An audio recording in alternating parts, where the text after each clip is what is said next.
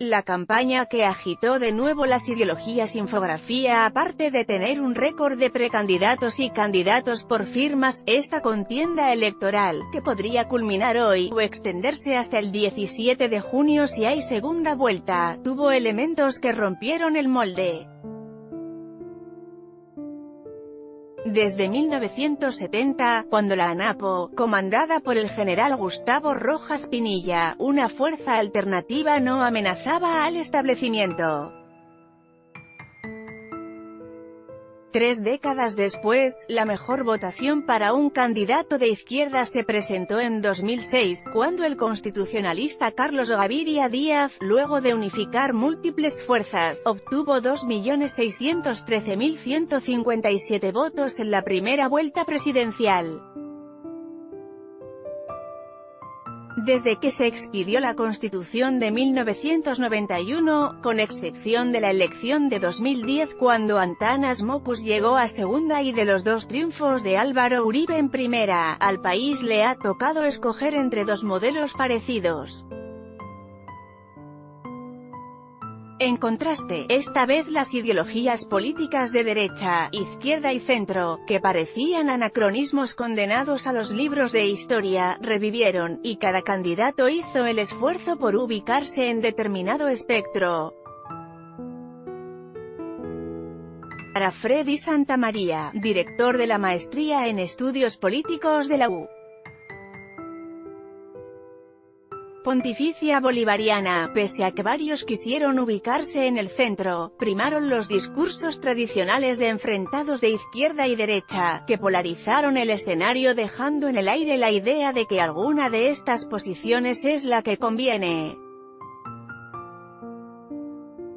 Quizá, la firma del acuerdo con la FARC le quitó, de momento, el estigma a la izquierda, siempre relacionada con la lucha armada, pero también declararse abiertamente de derecha, en ocasiones algo asociado al paramilitarismo o posiciones radicales, dejó de ser vergonzante.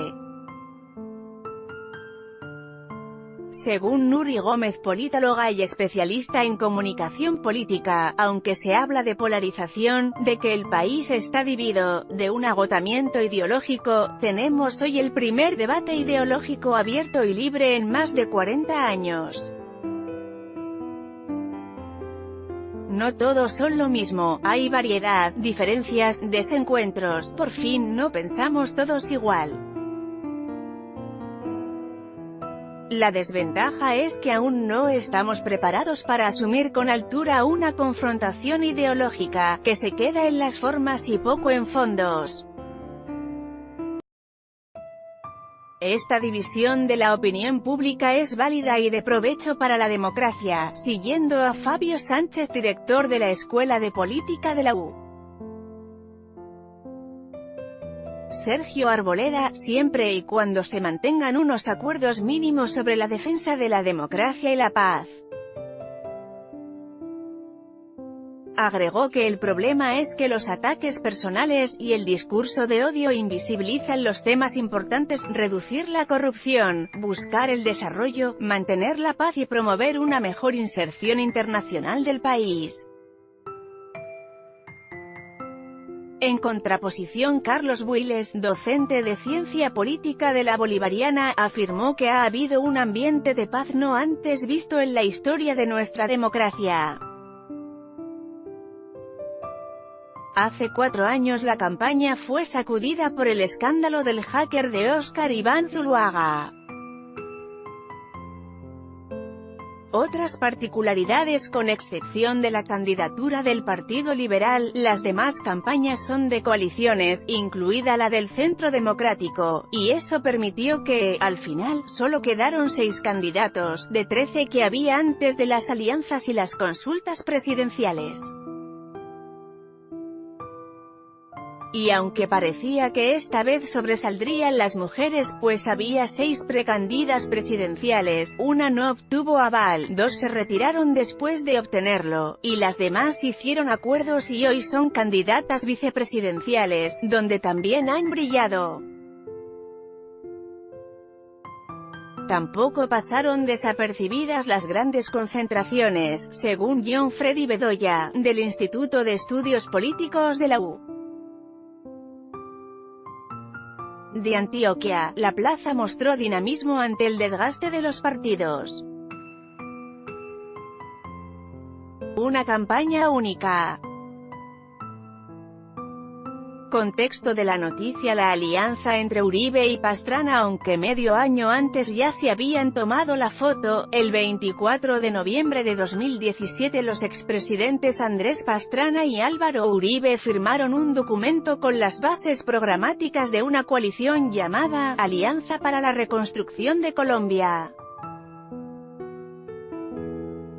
Aunque por momentos hubo choques entre Pastrana y el exprocurador Alejandro Ordóñez, al final también estuvo en la consulta con Marta Lucía Ramírez e Iván Duque. Según Angélica Bernal, directora de Ciencia Política de la U. Jorge Tadeo, la gran alianza de derecha corresponde a los sectores opuestos a los acuerdos, que en realidad era una apuesta electoral de preparación del terreno para llegar con una fuerza compacta a luchar por la presidencia. La consulta del Partido Liberal en septiembre del año pasado. La unidad del Partido Liberal se agrietó con la decisión de realizar una consulta presidencial en noviembre. De 6 precandidatos, al final solo DOS, Juan Fernando Cristo y Humberto de la Calle, se sometieron a ese mecanismo. De la Calle amenazó con irse del partido si no se hacía ese proceso, mientras que el resto decía que era más estratégico hacerla en marzo. El alto costo y los pocos votos, 744.521, el 2,1% del censo electoral, le pasaron factura política al partido. Según Nicolás Liendo, vicedecano de la Escuela de Política de la U. Sergio Arboleda, de la Calle, siguió con la candidatura contra viento y marea, a pesar de que su partido y partidarios por debajo apoyaron a otros candidatos. Consultas presidenciales. Hasta hoy la jugada maestra de la campaña fue la decisión de Gustavo Petro e Iván Duque de legitimar sus candidaturas a través de las consultas abiertas en las elecciones de Congreso del pasado 11 de marzo. Para el analista político Diego Corrales, esa estrategia les salió tan bien que no solo impulsaron sus listas al Congreso, sino que movilizaron la participación electoral y se aferraron de los primeros lugares en las encuestas. Según Miguel Silva, docente de Ciencia Política de la U. Pontificia Bolivariana, gracias a ganar en las consultas Petro y Duque lograron posicionarse en la intención de voto desde marzo. Sin embargo, tuvieron límites porque no lograron convocar a sectores políticos adicionales. Sin alianza en el 10 de diciembre pasado, luego de una intentona de división, Sergio Fajardo fue ungido por los precandidatos Claudia López y Jorge Robledo como el candidato de la coalición Colombia. Fajardo decía que dejar esa decisión para marzo, en una consulta, era muy riesgoso. De la Calle también pidió participar en esa convocatoria. Ambas campañas avanzaron y por solicitud de varios movimientos sociales, el 26 de marzo Fajardo y de la Calle se tomaron un café, buscando la unión, pero no ocurrió porque no había tiempo. Según John Freddy Bedoya, del Instituto de Estudios Políticos de la U.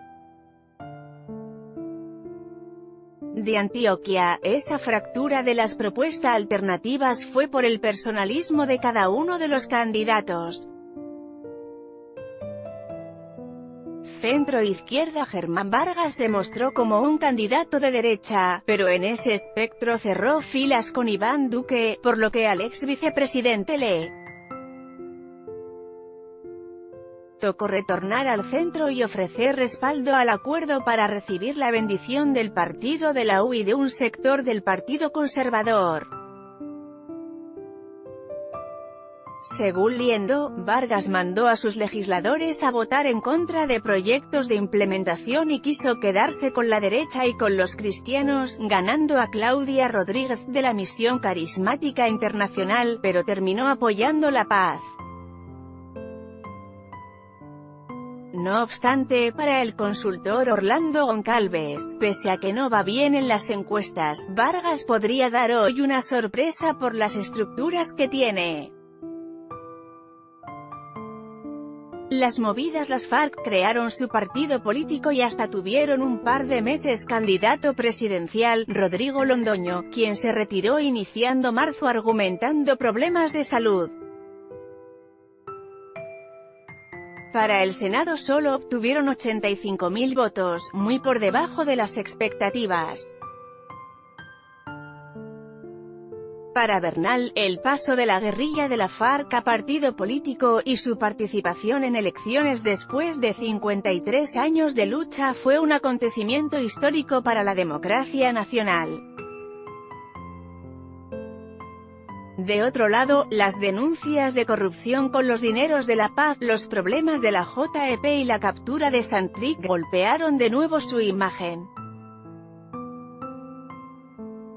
Según Liendo, está a prueba la verdadera voluntad de la FARC de pedir perdón y contar la verdad, algo que hasta ahora no ha pasado. De Vargas Lleras. El uso del dron para dimensionar la magnitud de las concentraciones de 3 campañas se puso de moda.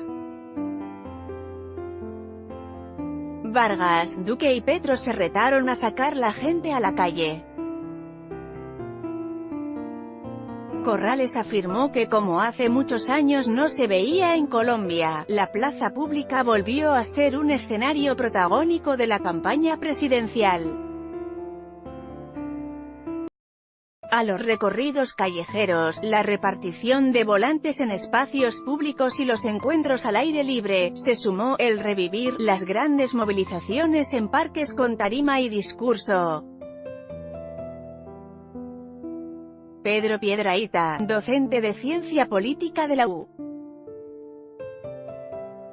de Medellín, manifestó que Gustavo Petro logró con esta estrategia impacto social y en redes, pero además, retornó el contacto directo con el electorado.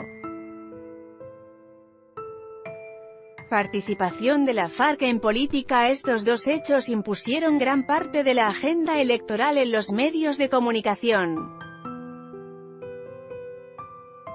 De 45 invitaciones en promedio que recibieron las campañas hace 4 años, esta vez la mayoría tuvo cerca de 90 invitaciones a foros y debates, algo que dinamizó la contienda, pero que también desgastó el modelo.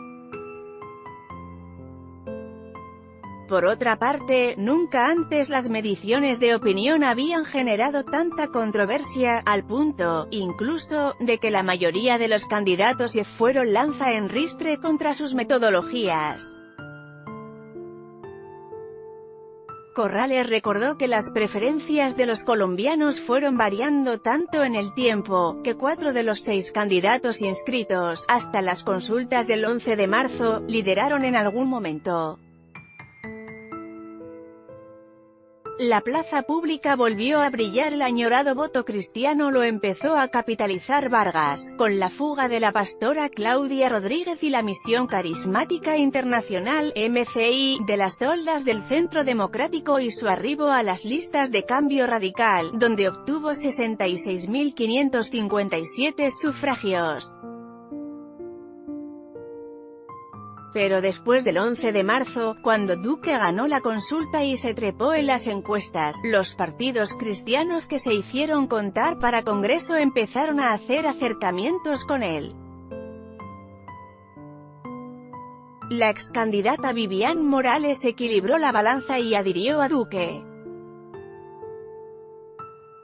Su partido, Somos, que llegó a 116.000 votos para Senado, se dividió entre Duque y Vargas, pero Colombia Justa y Libre, 462.529 votos, y El Mira, 536.432 votos, se adhirieron compactos al primero. Encuestas y debates. Como lo proyectó El Colombiano en un artículo publicado el pasado 30 de agosto, la situación política, económica y social de Venezuela fue uno de los puntos centrales de discusión en la agenda de los candidatos presidenciales. Vargas y Duque no perdieron oportunidad para mostrar como espejo la crisis de Venezuela y asociarla con las banderas ideológicas que representa Petro. Todos los candidatos, incluso el exalcalde de Bogotá, que fue cercano a Chávez y admirador de Maduro, cuestionaron el régimen venezolano. Además, prometieron no reconocer su nueva elección presidencial en caso de resultar elegidos. Hoy, cuando se conozcan los resultados, se sabrá qué tanto influenció el debate la situación del vecino país.